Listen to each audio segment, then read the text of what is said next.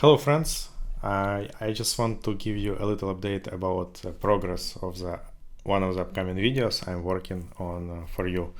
And this is something I was doing for the last week or so. This video is pretty long and I decided to go with long form video like previous time when I launched Magento 2 full course, where I share how to create a Magento from the very beginning, from the very first file, registration PHP, and up to using UI components, forms, grids, or UI listing, connecting to a database through declarative schema, and building a fully functional Magento 2 extension. This time is not an exception because I'm working on another type of Magento 2 extensions, and this extension is payment integration.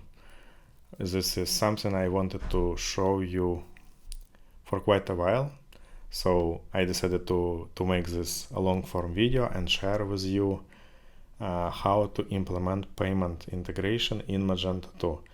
As a payment service provider, I decided to go with Elavon, so it's a popular provider in the United States of America, and part of the Elavon we are going to use Converge payment processor that is specifically used for e-commerce websites.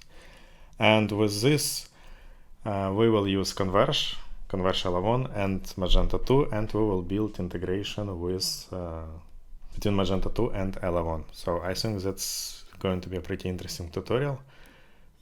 As of now, I have 1 hour of footage, ready to go footage, and I'm somewhere probably 40% done, so it's going to be a very interesting tutorial, and I can't wait to share with you guys, and I hope you will enjoy it and you will get some valuable experience, not only creating declarative schemas in Magento 2, but also working with checkout, one-step checkout in Magento 2, and adding this payment integration and what steps are involved in order to build payment integration in Magento 2.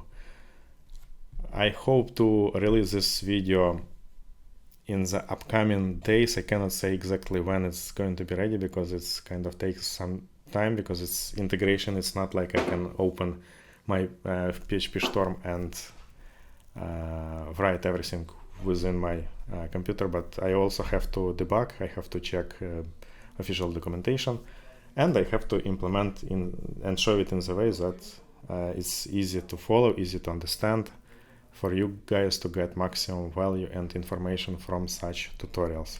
So make sure to follow this YouTube channel, and I will see you in that tutorial. See you later.